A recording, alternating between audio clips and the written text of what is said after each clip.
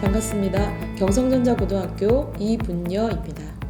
이번 시간에는 인공지능 융합수업 설계에 대해서 알아보도록 하겠습니다. 인공지능 융합수업을 설계하기 위해서는 교육과정을 분석하고 그 분석된 교육과정 안에 핵심 주제를 선정을 해서 융합수업을 설계하게 되는데요. 혹시라도 내가 맡은 교육과정이나 교과가 없다고 해서 너무 섭섭해 하시지는 마시고요. 과정 속에서 인사이트를 얻을 수 있는 주제나 또는 인공지능이나 빅데이터를 활용할 수 있는 방법적인 융합이 있을 수도 있으니 찬찬히 내용들을 한번 같이 고찰해 보시기 바랍니다. 자, 먼저 인공지능 융합 수업을 왜 해야 되는지 이런 필요성에 대해서는 굳이 선생님들께 말씀해 드리지 않아도 다 아실 텐데요. 저는 먼저 서두에 김태환 전 한국교육개발원 원장님의 말씀을 한번 공유를 해보고 싶습니다.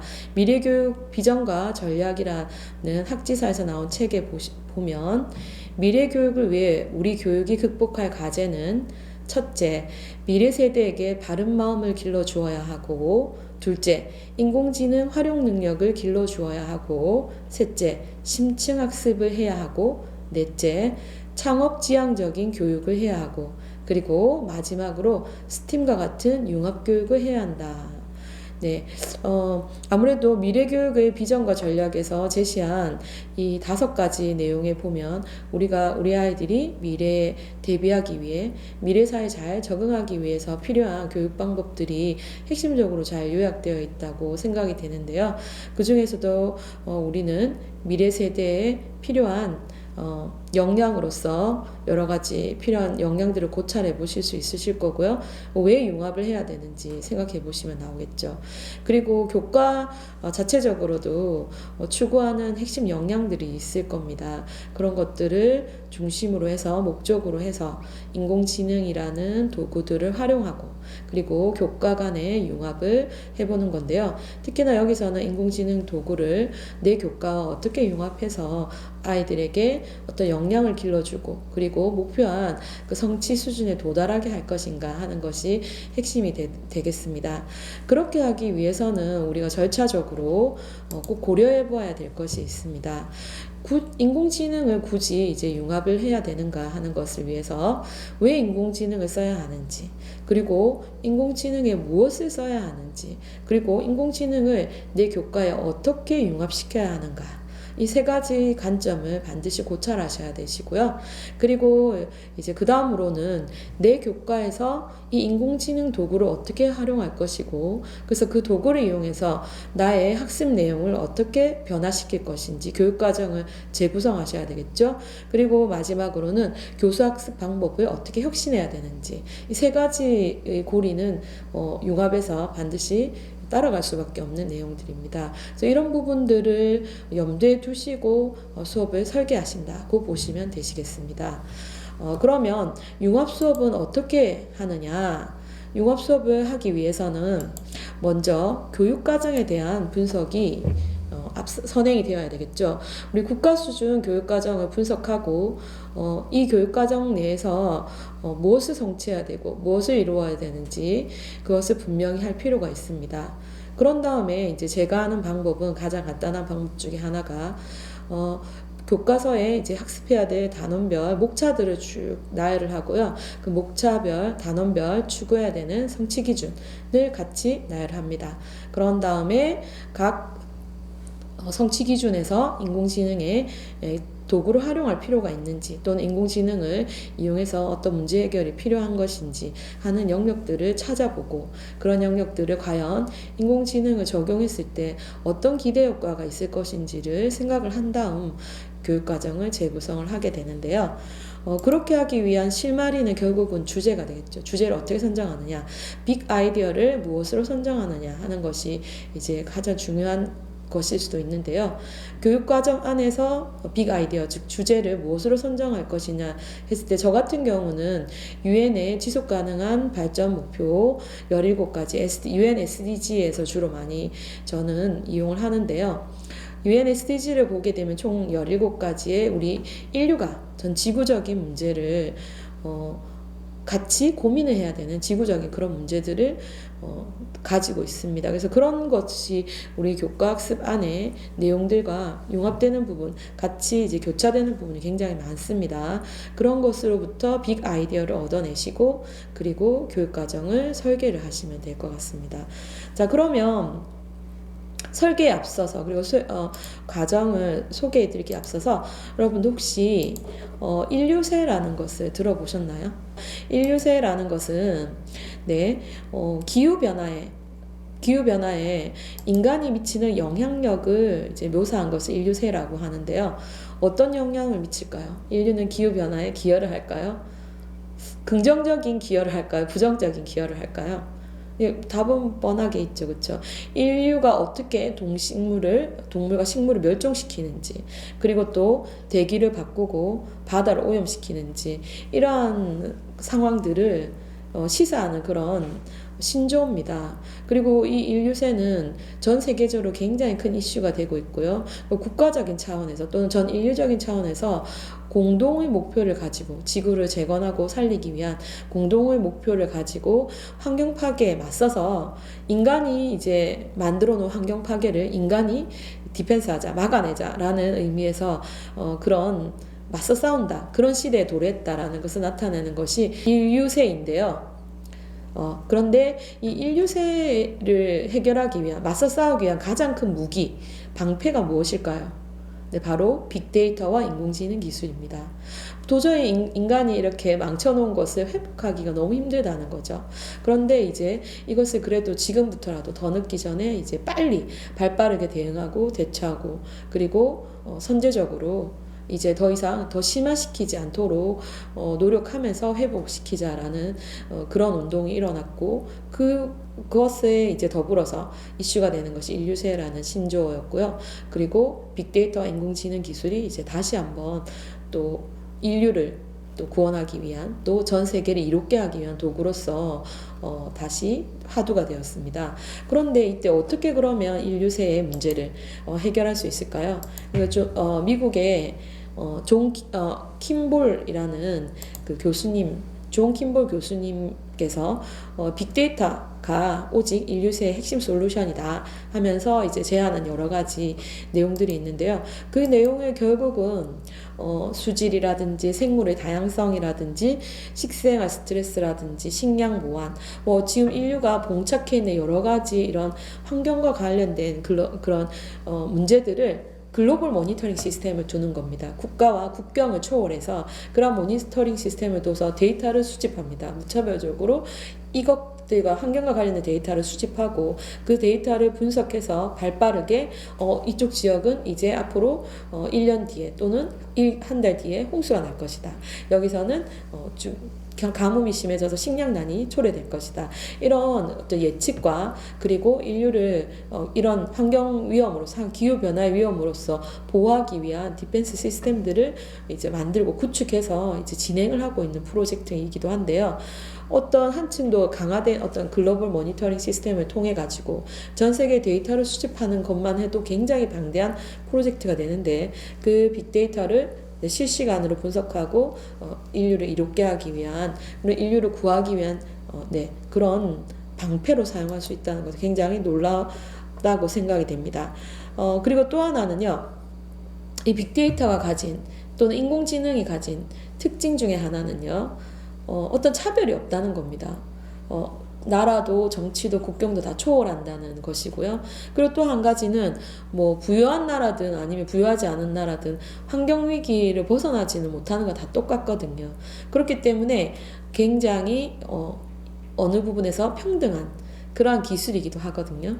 그리고 모두를 구할 수 있는 기술이기도 하고 해서 지속 가능한 목표 안에도 부합이 되기 때문에 이런 것들이 이제 교과하고 융합이 된다면 훨씬 더 아름다운 프로젝트가 될 수 있을 것이고요. 이런 것들이 단위 학급에서 또는 단위 교과가 아니라 여러 교과가 뭉쳐서 이런 프로젝트를 굳이 이런 미국의 저명한 교수들만 하는 것이 아니라 학자들이 하는 것이 아니라 우리 학교 내에 학년 구분 없이 학방 구분 없이 교과 구분 없이 이런 인류세 프로젝트를 한번 진행해 보는 건 어떠실까요? 또는 학교와 학교가 서로 연합해서 같은 지역에 있는 학교끼리 인류세 프로젝트를 한번 진행해 보는 것은 어떨까요? 한번 이 융합 수업을 기획하기 전에 한번 제가 제안을 해보고 교과 융합 설계로 들어가 보려고 인류세를 소개해 드렸습니다. 자, 그러면 지금부터 교과 융합 수업 설계를 살펴보도록 하겠습니다. 먼저 단계별로는 국가수준 교육과정을 분석하는 단계를 거치시고, 그리고 내 교육과정에서 인공지능과 융합할 부분을 찾습니다. 그런 다음에 이제 빅 아이디어인 주제를 선정을 하시고, 그러면 프로젝트 주제가 만들어질 겁니다. 그 빅 아이디어 프로젝트 주제를 중심으로 우리가 어떤 문제를 해결해야 되는지 문제를 찾아내서 문제를 만들어내는 겁니다. 그것을 프로젝트 설계에서는요, 본질적인 질문, 프로젝트 질문이라고 합니다. 본질적인 질문은 좀 더 포괄해서 오픈되어 있다고 해야 될까요? 모든 교과를 아우르고, 그리고 어떤 모든 개념을 아우르는 개념이기 때문에요, 어떤 교과에서든지 다 적용이 될 수 있습니다. 예를 들면 제가 하는 융합 수업의 본질적인 질문은 어떻게 더 나은 세상을 만들 것인가 이거든요. 저는 매년 항상 똑같은 본질적인 질문을 써요.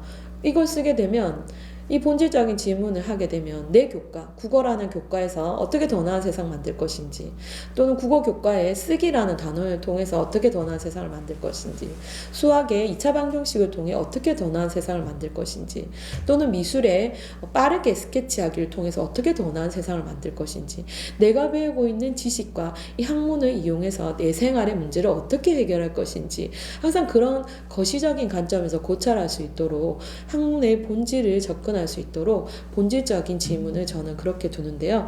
여러 선생님들도 주제를 정하셨다면 그렇게 모든 것을 아우를 수 있는 커다란 덩어리에 본질적인 질문을 하나 만들어 두시고요. 그 질문 안에 이번 차시나 또는 단위 차시 안에 학생들이 알아야 되는, 또는 접근하고 탐구해야 되는 단원으로 들어가서 단원 질문, 즉 프로젝트 질문을 구성을 해주시는 겁니다. 예를 들자면 아까 기후변화의 문제를 했다면 어떻게 기후변화의 위기에서 벗어날 수 있을 것인가, 주제가 드러나는 거죠. 이렇게 프로젝트 질문을 구성하시고요. 또는 물의 문제다, 어떻게 물 부족 문제를 해결할 것인가, 어떻게 그 아프리카 사람들의 그들을 도울 것인가, 이런 것들이 프로젝트 질문이 되는 것입니다. 그래서 본질적인 질문과 프로젝트 질문을 만드는 단계입니다. 그리고 그 다음에는요, 반드시 이 단위차 시안에는 우리가 학습이 일어나야 되고 배움이 일어나야 되겠죠. 그럼 그 단위차 시안에 꼭 알아둬야 되는 지식들, 개념들, 이해해야 되는 것들, 이런 것들에 대한 반드시 알아야 하는 교과 내용을 성취해야 되는 교과 지식을 내용 질문으로 구성합니다. PPM이란 무엇인가? 컴퓨터에서 무엇을 설치하는 단계는 무엇인가? 이런 식의 정확한 정답이 있는 내용 질문을 구성하시고, 그렇게 한다면 이제 전 주제를 아우르는 포괄적인 본질적인 질문, 교과에서 본질적으로 추구해야 되는 본질적인 질문이 구성되고, 두 번째는 내가 현재 선택한 주제, 해결해야 되는 문제 주제를 기준으로 프로젝트 질문을 만드시고, 그리고 내 교과 내용에서 반드시 알아야 되는 내용을 내용 질문으로 구성하시면 이제 기본적인 교육과정에 대한 맥락이 이루어졌습니다. 이것을 기준으로 이제 결국은 이 질문들이 결국은 성취해야 되는 학습 목표, 만들어야 되는, 이루어야 되는, 해결해야 되는 과제가 되고 목표가 되는 것이죠. 그래서 아이들은 이 질문에 대한 해답을 찾는 프로젝트 과정을 수행하는데, 이때 이 해답을 찾기 위한 도구로서 인공지능과 빅데이터를 활용하게 되는 것입니다.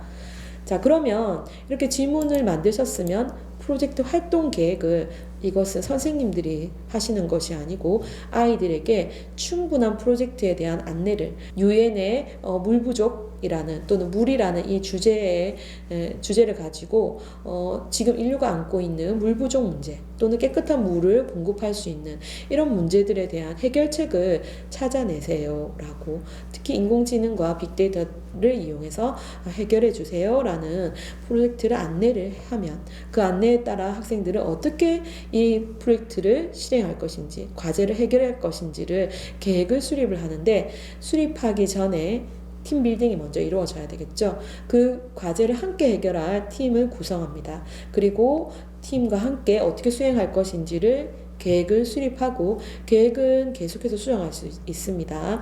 수립하고 계획에 맞춰서 프로젝트 과제들을 해결하게 되는 것이죠.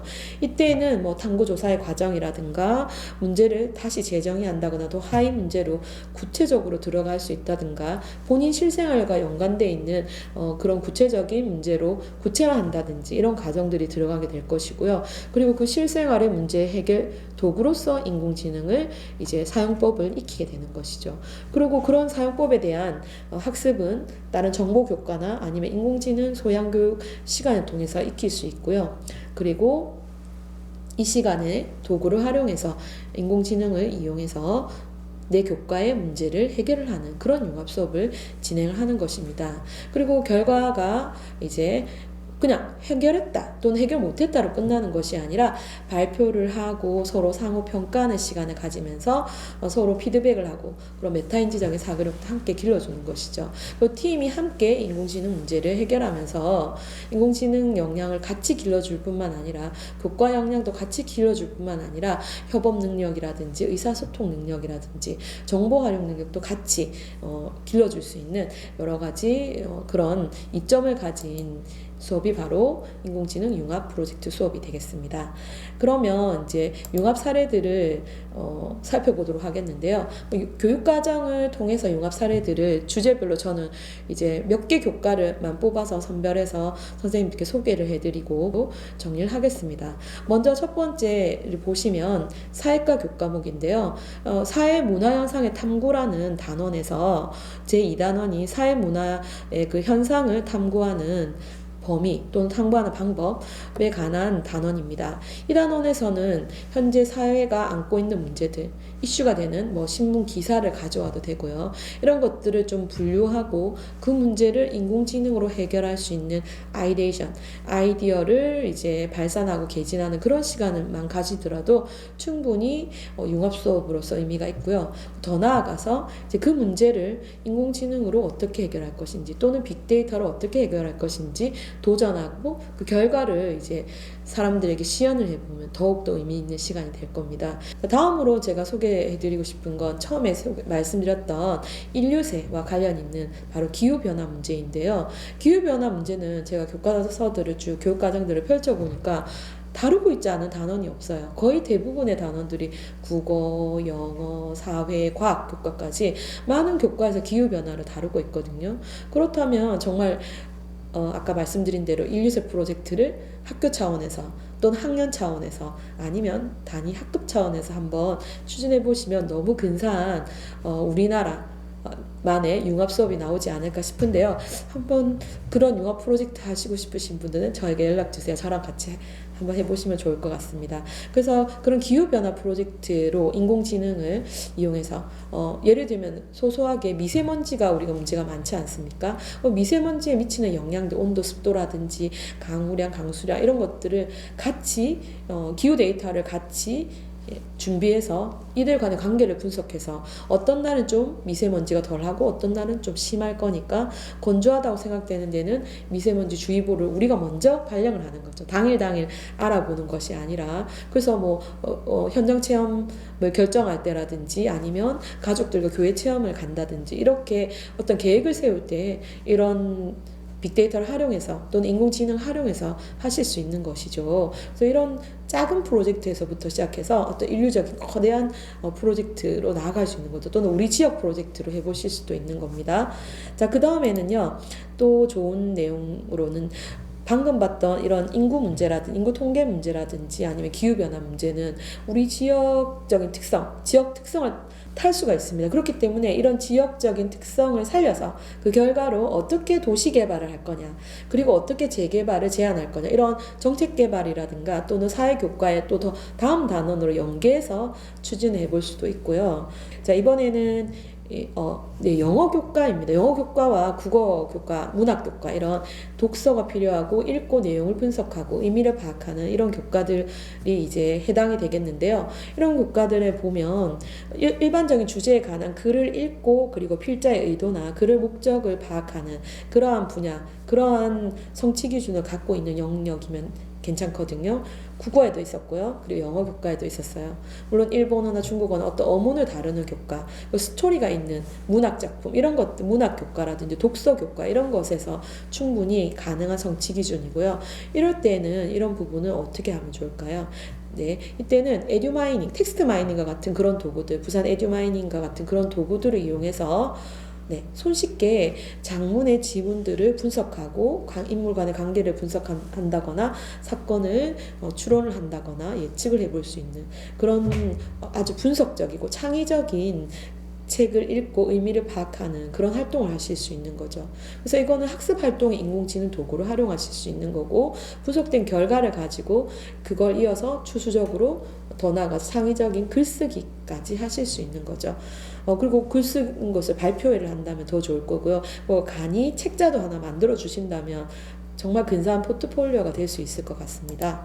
자, 그리고 이번에는 네, 수학 교과인데요. 수학 교과는 여러 가지 부분에서 인공지능과 떼려야 뗄 수 없는 그런 교과입니다. 왜냐하면 인공지능은 결국은 수학의 영역이거든요. 또 이렇게 얘기하면 또 많은 분들이 아니다라고 얘기해요. 어떤 관점에서는 그렇다는 거죠. 그래서 인공지능 알고리즘들이 결국은 수학이고 인공지능 모델된 결과가 결국 규칙을 표현한 하나의 수식이고 하나의 방정식이 될 수 있기 때문에 그런 관점에서 본다면 수학은 네, 인공지능 그 자체를 학습하는 것도 굉장히 수학을 학습하는 것과 연관이 있고요. 그리고 특히나 행렬 부분, 지금 행렬이 교과에서 이제 없어졌지만 그런 부분들도 심화학습이나 추가학습으로 배우실 수도 있고요. 그 다음에 미적분이라든가 인공신경만 가면은 그런 부분도 배우셔야 되니까 이런 부분도 연계해서 학습을 해보실 수도 있고요. 또는 간단하게 이제 중학생들이나 저학년들의 경우는 1차 방정식, 선형 방정식 같은 것들은 아까 기후변화에서 미세먼지 농도와 온도의 변화 또는 습도의 변화와의 관계를 어떤 그래프로 표현하거나 수식으로 표현한다. 이런 그 함수 표현, 함수 1차 방정식이나 1차 함수와 같은 단원과 연계지어서 해보신다면 인공지능 멋진 융합 수업이 되실 수 있을 것 같습니다. 그리고 어떤 분석한 결과를 가지고 그래픽으로 시각화해 주는 것 자체도 굉장히 수치 데이터를 보다 쉽게 이해할 수 있는 표현이기 때문에요. 시각화 자체를 간단하게 더 어린 학생들의 경우에는 체험을 해보는 것도 좋은 인공지능 융합 수업이 될 수 있을 것입니다. 그 다음에 이번에는 한국사 같은 또는 어떤 세계사나 한국사에 보시면 분류해야 되는 시대별로 분류해야 되는 사건이라든가 역사적인 인물들이 있을 겁니다. 아니면 문화재가 있을 거고요. 문화재의 모양을 보고 어느 시대냐를 판단할 것 같으면 이미지를 분류하는 네, 머신러닝 for 키즈나 엔트리라든지 아니면 티처블 머신을 이용해서 또는 인공지능 프로그램을 해도 됩니다. 이런 도구들을 활용해서 분류를 해보는 네, 그런 작업을 해보셔도 되고요. 그리고 어떤 시대적인 사건이나 인물들을 또 유목하는 클러스터링하는 그러한 활동들을 해보실 수도 있죠. 마치 우리가 바른말 고운말일 때 스팸이냐 스팸이 아니냐를 걸러내는 것처럼 어느 시대 거냐를 이렇게 분류를 해보실 수 있는 것도 인공지능과 연계해서 수업을 진행해 보실 수 있습니다. 그런 모델링을 만드는 과정이 결국 교과 내용을 학습하는 과정이기 때문입니다. 이렇게 교과들을 가지고 네, 한번 인공지능 융합 수업에 대해서 빠르게 말씀을 드렸고요. 이렇게 해서 제 수업 시간에 이렇게 융합 수업을 살펴봤고요. 선생님들께는 가급적이면 가장 많은 정보를 알려드리고 싶었는데 시간적인 제한 때문에 오랜 시간 설명을 드렸는데도 너무나 부족함이 많습니다. 오늘 융합 수업은 이 정도로 소개를 해드리고요. 다음에 더 기회가 된다면 다 살펴보도록 하겠습니다. 한 가지 제가 세븐이라는 영화에서 이런 문구를 봤습니다. 이렇게 훌륭한 곳에서 자네는 카드 놀이만 즐기고 있구만. 이렇게 이제 모건 프리먼이 거기 있는 사람들의 멤버들에게 이런 내용을 하더라고요. 거기 멋진 이제 카지노장인가 훌륭한 장소가 있는데 카드 놀이만 하고 있는 거예요. 우리 앞에 이제 블렌디드 러닝 환경들이 구축이 되었고 시설들이 완비가 되었고요. 우리 실력도 역량도 충분히 이제 그만큼 선생님들 업그레이드 되었지 않습니까? 그런데도 아직까지 카드 놀이만 한다는 것은 너무 안타까운 것 같습니다. 이제 인공지능으로 한층 더 높이 수업을 점프업 해보시고요. 우리 아이들에게 더 풍성하고 많은 경험들을 일깨워 주시는 그런 수업 혁신, 교실 혁신이 한번 일어났으면 좋겠고, 그런 이제 시작점이 바로 선생님 한 분 한 분이 되시기를 간절히 소망해 봅니다. 이상으로 좀 부족함이 많았지만 열심히 경청해 주셔서 감사합니다. 마치겠습니다.